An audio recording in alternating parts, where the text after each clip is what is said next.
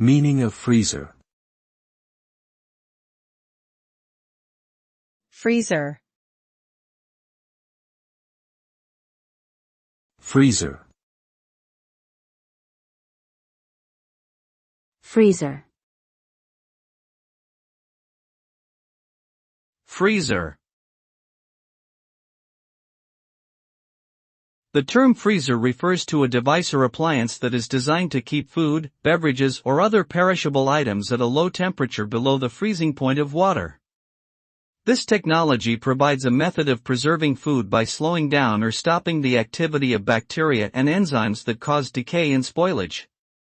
Additionally, freezers can be used to extend the shelf life of products and store large quantities of food for future use. The regular use of a freezer can help households save money on groceries and reduce food waste by extending the life of perishable items.